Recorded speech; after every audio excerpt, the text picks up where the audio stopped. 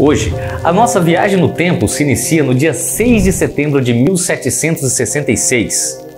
Em uma manhã fria e chuvosa, no pequeno povoado de Eaglesfield, região norte da Inglaterra, nasceu, naquela manhã, uma criança especial. Para você ter uma ideia do que eu estou falando, essa pessoa percebeu que os membros de sua pequena comunidade estavam carentes de mais instrução. Ela ousou então criar a própria escola. Nessa escola era o professor de matérias como, por exemplo, astronomia, matemática, ciências. Aí você vai virar para mim e falar: ah, Furquim, beleza, mas tem vários professores que fazem isso, pô. O que tem de mais? O que tem de mais, meu amigo, é que ele fez isso quando tinha 12 anos de idade. Sua curiosidade e encanto pela natureza o fez começar a fazer várias observações climáticas, transformando-o em um dos primeiros meteorologistas da história. Isso possibilitou que, anos depois, ele criasse a Lei das Pressões Parciais a respeito dos gases e também a primeira teoria atômica científica. O nome desse cara, John Dalton. Um caboclo que, mesmo com a sua deficiência visual, fez com que a ciência mudasse a forma de enxergar o mundo.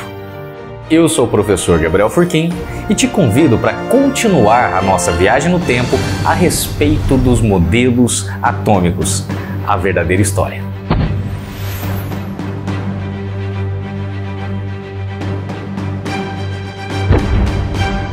De família muito simples, John Dalton era membro de uma comunidade Quaker e foi nessa comunidade educado boa parte da sua infância por um professor chamado John Fletcher, que inclusive foi substituído por Dalton anos depois.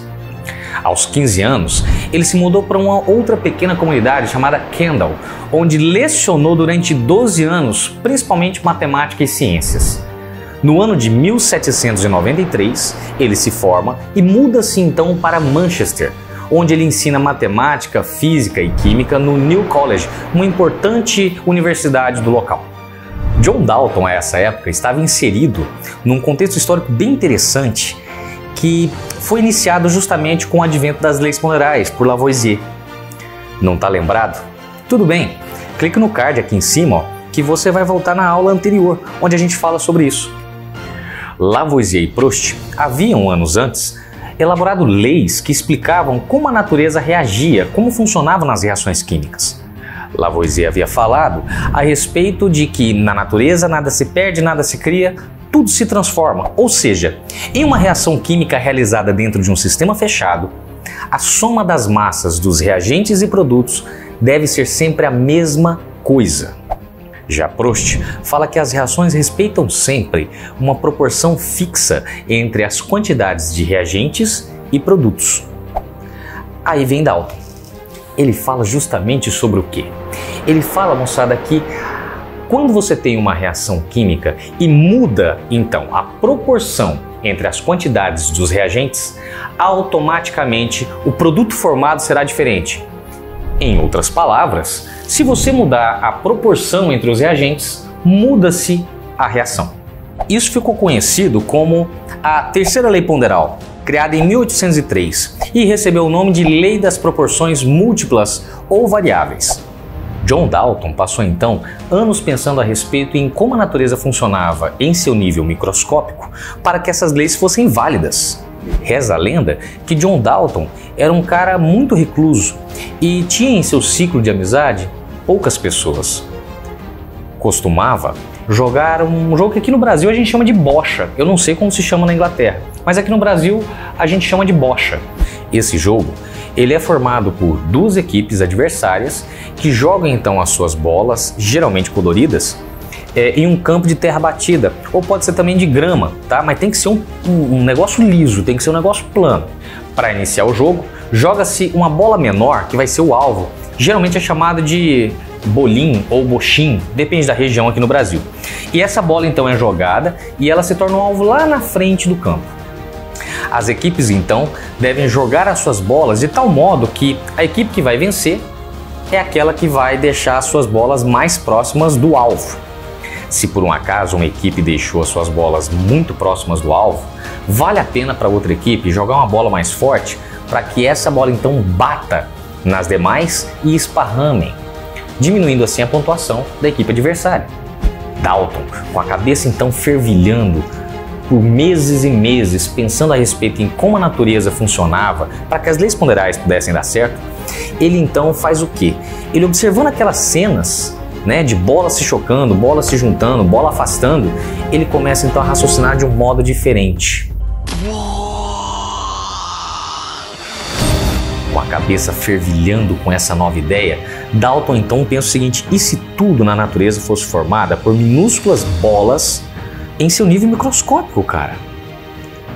Pesquisando então em vários materiais, livros, tudo mais fonte que ele podia pesquisar, ele encontrou então a teoria muito antiga que havia sido esquecida por muito e muito tempo. Essa teoria era chamada de teoria atomística, que veio lá da Grécia Antiga, proposta inicialmente por Demócrito e por Leucipo. Essa teoria havia sido deixada de lado justamente porque a teoria dos 4 elementos, proposta por Empédocles e Aristóteles, era muito mais lógica, muito mais simples, muito mais fácil de ser percebida. Só que o John Dalton agora, baseando-se em evidências experimentais, e por isso, moçada, estamos falando agora de modelos científicos, tá? Ele percebeu que o que explicava as leis ponderais de modo brilhante e extremamente simples era justamente imaginar a natureza como sendo formada por átomos. E como poderíamos pensar então os átomos que vieram lá de Demócrito e Leucipo? Os átomos seriam minúsculas partículas esféricas, maciças, indivisíveis e indestrutíveis. Traduzindo então essa frase do quimiquês para o português, nós temos que, primeiro, esferas maciças. Algo maciço é algo totalmente preenchido, ou seja, que não é oco por dentro. Já no caso indivisível, é a tradução, é o que significa átomo, poxa. Átomo quer dizer o quê? Não divisível. Já o termo indestrutível, por mais que pareça bobagem, explica as 3 leis ponderais. Estalei o dedo. Explica as 3 leis ponderais. Justamente por quê? Porque, galera, se é indestrutível, o átomo ele não vai nem ser destruído, nem ser criado, como já diria Lavoisier.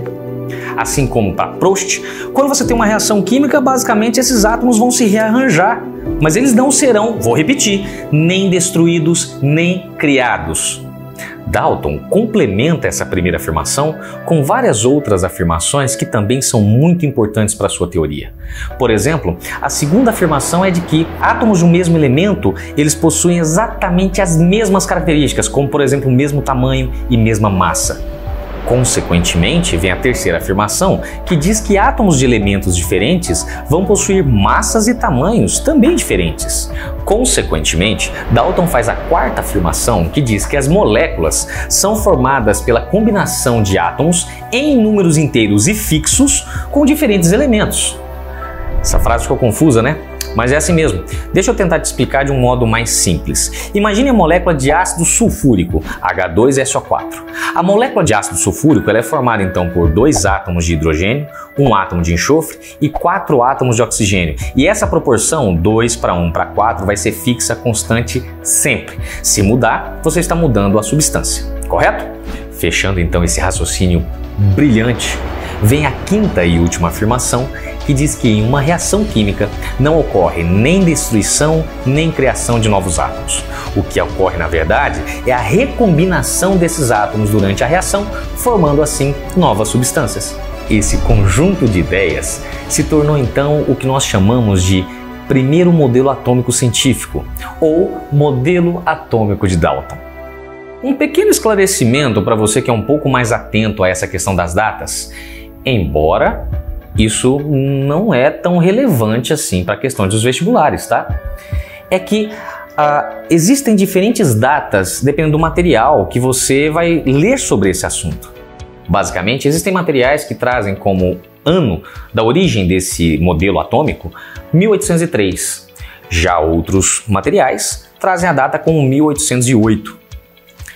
Eu considero como a conclusão do modelo atômico 1808. 1803 foi o ano em que Dalton iniciou todos os trabalhos que culminaram no modelo, ok? Hoje nós conversamos sobre Dalton, criador do primeiro modelo atômico científico da história. Esse modelo veio justamente para poder explicar como funcionava a dinâmica das leis ponderais. Não se esqueça que todos os modelos atômicos científicos sempre deverão explicar algum fenômeno experimental. No caso, o fenômeno experimental do qual o modelo de Dalton se preocupa é justamente em relação às leis ponderais. Todo modelo atômico científico, nós também poderemos fazer uma analogia. E a analogia ao modelo de Dalton é justamente a bola de sinuca. Observando-se a teoria de Dalton como um todo, conclui-se que ela possui algumas limitações. Vale lembrar que os modelos, quando são criados, nem sempre corresponderão perfeitamente, exatamente à realidade. No caso do modelo de Dalton, eu nem chamo de erro, como é referido em alguns materiais. Eu chamo de limitações. A diferença é porque se eu chamasse de erro, necessariamente ele tentaria explicar aquela coisa, mas explicaria errado.